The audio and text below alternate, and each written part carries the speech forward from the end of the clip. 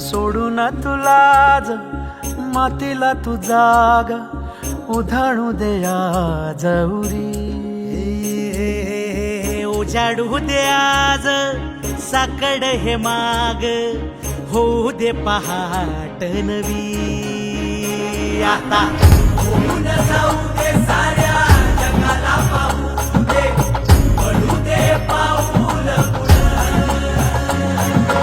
मोठी लढाई र लढू मातीसाठी र गड्या मनगटाच जोर लावून.